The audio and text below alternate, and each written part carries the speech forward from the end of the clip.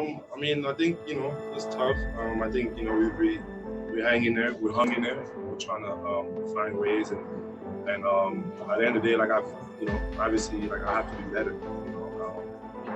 Definitely a low moment for me, just learning experience, and just knowing that you got to be ready. And you know, I wasn't able to really help my teammates and stuff. So yeah, I take a lot of the blame, man. I take a lot of the blame. Just continue to work. Like it's a work, it's a learning experience for me. Continue to learn. Get back to the drawing boards and come back better. Do you know just how many points LeBron will score tonight?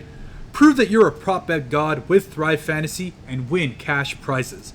Download the app from the Google Play Store or the Apple App Store using the promo code SWING when you sign up. Receive an instant $20 bonus on your first deposit of $20 or more. Thrive Fantasy. Sign up and prop up today. Hello and welcome to The Swing. As always, it's your boy HK, and I'm joined by my co-host Owais as we break down the end of what was a great season for the Toronto Raptors. Starting off, a sellout crowd of nearly 21,000, getting to see the banner lifted for the first time ever in franchise history, getting to see an overtime win to begin the season against the Pelicans. Siakam, Van Vliet, our cornerstones, our future, 34 points each. And Kyle Lowry had exactly that to say. We're going to see them grow all year. We're going to see them be the faces of this franchise. And in a way, it was befitting that the end of the season came on the backs of exactly those two being in that spotlight. Perhaps not for the reasons that we had hoped, but in a season that was just affected in so many different ways, whether it be the Raptors losing 219 man games of injuries, whether it be pandemic robbing us of months of basketball only to come back into the bubble, and for the Raptors to be leading the social awareness that now envelops the NBA, the Black Lives Matter bus. Everything came together at Game 7 on September the 11th, where the Raptors fell 92-87. A sad end to the season. Much of it is going to lead to a lot of room for improvement, a lot of growth, a lot of what we will talk about today. But first and foremost, just viscerally, how did you feel, Owais, at the end of that game?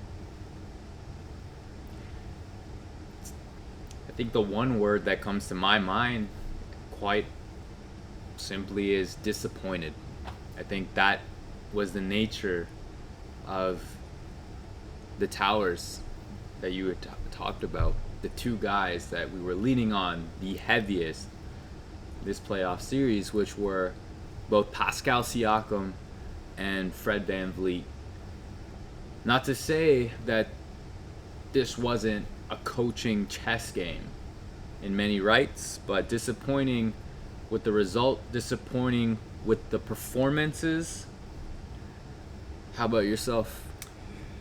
Look, when Kyle Lowry had his post-game saying that they still felt they had more to give, I saw that. I saw that in his eyes, and I saw that in the Raptors, because this series, as much as it in many ways brought back that grittiness that we had seen in past decades as far as the East is concerned, that grit and grind, that top-end defense being heads and shoulders above everything else. We saw that in the offensive numbers. But to me, this series was all about growth, and that growth came in the form of Jason Tatum, who took those steps, gotten himself closer to that budding superstar that he is becoming. While on the other hand, we saw that Pascal Siakam, who had just as good a regular season, just as good a pre-bubble, if not better, than anyone else on the Celtics team, went the other way. His lack of offensive versatility was exposed.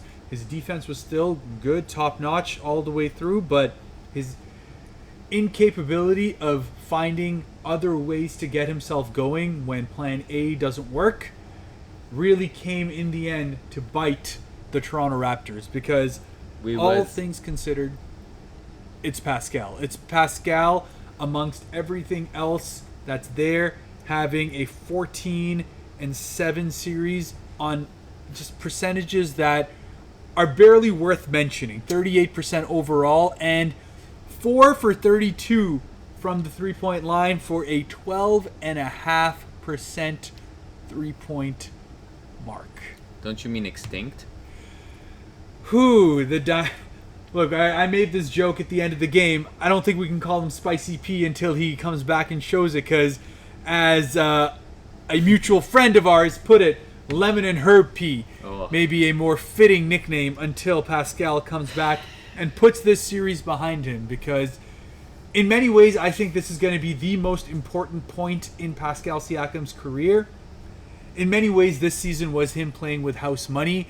His max contract obviously kicks in next season. This was the last year of that, and nothing to take away from Pascal's growth, which has been immense. He's hit new stratospheres, going from a 7-point per game guy 2 years ago all the way up to 23 this season. So clearly the growth has been shown, but it just goes to show that at no point are you a finished product, and at no point will a series which is this evenly matched not highlight your most glaring deficiencies, because 1000%. A coach like Brad Stevens is always going to expose that. Speaking of which, I just want to talk about how Brad Stevens did expose the Toronto Raptors. Forget Pascal for a second. We know he's had a horrible bubble. A lot being from the fact that apparently he couldn't find a basketball court for 5 months. I don't visa know issues. I don't know if I could ever give an excuse to that. But at the end of the day, if you are a player in the NBA and you do have ambitions of becoming a superstar, and I know Pascal's character based off of how much effort he's put into his craft and how much effort he's put in to get to where he is right now, we know he's going to bounce back, and he's going to come back with some incredible stuff for us next year with a vengeance and this sort of revenge sort of mentality with something to prove with that max contract. So as a Raptors fan, I'm not concerned. However, speaking of the offense that the Raptors showed and displayed in that Game 7, I mean, there were moments of greatness. When was there greatness? When, we were pretty much sure of what we wanted to do on the offensive end. We wanted to cut to the basket. Okay, we found ways to cut to the basket. We expose that pick and roll, got some three-pointers out of there, or just some buckets in the paint. It all was making sense. And then it just didn't make sense because the turnovers absolutely destroyed us. Part of those turnovers, Pascal just not knowing how to hold the ball in his hand, or just Jaylen Brown doing an incredible job with deflections, or just big credit goes to Boston, especially actually even for their pick and roll defense, because a lot of the time Toronto tried that pick and roll dish up or below with a bounce pass up at like the 3-point line / the key area, and it became too predictable. That's something that they used in games 3 and 4 to try and get the offense going from that standpoint, but became too predictable. I think Marcus Smart, Tatum, even Jaylen Brown, Kemba Walker, all these guys picked up on it, stole the ball numerous times, and that's part of the turnovers. That's credit to the defense, the coaching, to let them know to look for that. And after that, the Raptors didn't have anything left. They didn't know what to do. And that's when you get shots forced like the Van Vliet one or the Pascal one. And Norman Powell, why don't you dunk the ball in a situation like that? There's so many things that should have gone right, but didn't.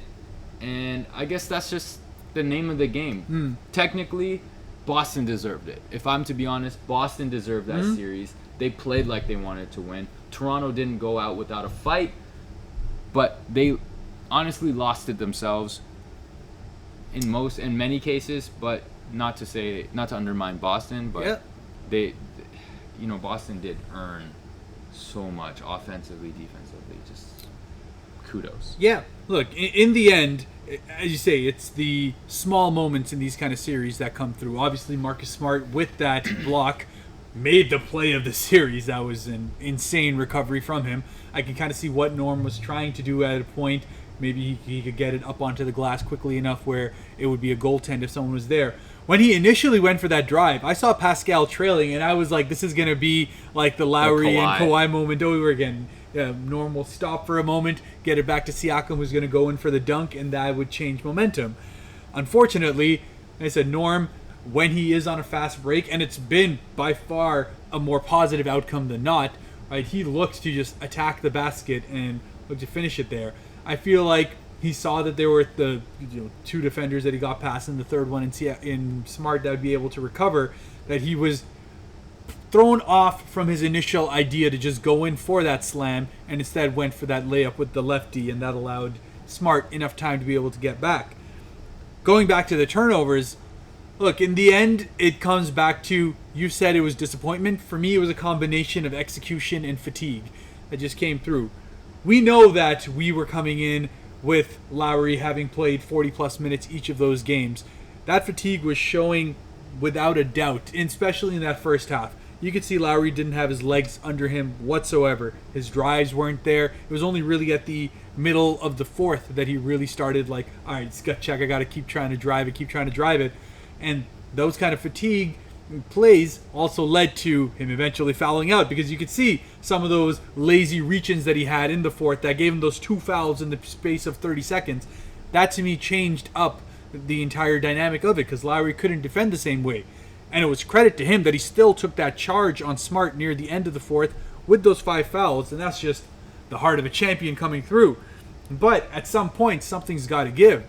And once Lowry fouled out, we were absolutely left just almost like up a creek without a paddle, because for Van Vliet to keep dribbling it into that hope that he could get some separation for a three, that is to me a massive failure, not only on Van Vliet's part, because that was cut off about twice in that play and he still had enough time to get away from it, but he kept going into the corner. But to me, that's an even bigger failure on Nick Nurse's part. We had a timeout. We had used one and then challenged to try and hope that Kyle Lowry could get away, even though it was a clear foul on him. We still had another timeout there. There is no reason why we didn't take that there to try and draw up something better going to the basket. And secondly, even before getting into that, I don't understand why after we had that first missed free throw from Grant Williams, why we didn't have both Ibaka and Gasol come in to try and secure that rebound. They got the rebound. Yeah. They totally missed that Tatum offensive rebound, even though we still had a chance after in a 3-point game, because he missed. Celtics just couldn't hit any free throws to save their life this game, and that was really what kept us in it. But that was just elementary. You can't do that. And to me, that is some of those things where if Nick Nurse will go back and think about things in the series and heat of the moment and all of that, these are the kind of things that he will undoubtedly regret, because these were plain and simple. When the offense wasn't going, there was no sense in not having Ibaka even check in once in the fourth quarter. Thank you. Right? Made absolutely no sense. He had been, alongside OG, our best three-point shooter in the series, and had provided the spark again and again on the offensive end. What was he getting, like 20 minutes a game? Not even. 21 minutes a game in this series, and still had a 12-6 line, 48% from three, our best three-point shooter in the series, in a series where, other than OG, no one was even close to their season averages as far as percentages are concerned. And it was the same on the Boston side, don't get me wrong, but where they had their X factor in Marcus Smart hitting 39% from three on this series, which was crazy, obviously way above his regular season average, but he was getting the looks and knocking them down, because when we're blitzing them on the drives and running a box and one on Kemba, which was largely successful in the series, they had someone to take advantage of those corner ones. They were trying similar things in Lowry, where we were then able to get shots off into the corner and top of the break, but we didn't take advantage in the same way. Siakam, we already talked about, terrible from the three-point line. Van Vliet had a pretty decent three-point outing from the series, shot about 38% from there. But again, in key moments, I felt like he was hunting the three far too much. And these are all moments where Siakam, Van Vliet, obviously Van Vliet's future is up in the air. We hope that we can get him back. That's obviously lots of uncertainty to come there, but Siakam's got to be there. And these kind of situations are going to be where you need to learn. Like, Siakam needs to be doing nothing but looking at this tape for the rest of the offseason. Over again. I have so much to talk about in terms of Siakam's game and how he can improve it. I don't know if this is the right podcast to do it, but if I was going to make some suggestions, I do think he should work with Hakeem Olajuwon over the summer, just for a few weeks if he can, just to understand like how to get his footwork to be a little bit better and develop some sort of a post game. Because he has all the tools. He has the length, the spin, the memes. The internet was vicious to Pascal. But, hopefully, over this offseason, he'll have courts open. He'll have time to kind of just develop a better offensive awareness and some sort of IQ in terms of what to do. Because this, again, got to give him credit in the sense that, he started off the season incredibly well. The only difference is playoff basketball is very different than season basketball, and I don't think he was prepared enough to understand how teams are going to play defense on him, right? And that inability to adapt or inability to score or even define your game in the playoffs cost us. It cost the team, and we know he has lengths to go, but hey, at the end of the day, we still love our Raptors. I think that series was probably one of the most intense moments of the season. Like this entire, like we can look back on it and talk about Lowry's incredible double OT effort. That in itself is there's OG with a 3. Like, if I'm to be honest, Toronto had better moments in that, like memorable moments in that series. Right. Of course, we didn't win, so it doesn't really matter. But to us, it matters for nostalgia purposes. Look, the Raptors can go off head held high in the entire season that they had. For everyone writing them off, for everything that we had in terms of losing out on Kawhi, losing out on men through injuries all the way through, to come out with a regular season where we had the best win pace we've ever had, and then in the playoffs to be plain and simple outmatched as far as pure talent is concerned. It's true. But to still be able to grit and grind and show really why you have all the capabilities and why you're a champion at this point, and really to earn the respect of pretty much everyone out there who was out saying that what the Raptors did last year was a fluke, what the team was nothing without Kawhi, all of these inane comments that were there, and we as Raptor fans and those who watched the game know it's not true. But this series and how much Boston fans were even just scared out of their mind going into this Game 7. The Celtics themselves. It could have gone either way. Obviously didn't go the way the Raptors wanted. Huge credit to the Celtics. Lots and lots of positives for them as far as this season's concerned, this series is concerned. And from their perspective, they're going to feel incredibly confident going forward because they have grown immensely throughout this challenge that was offered to them.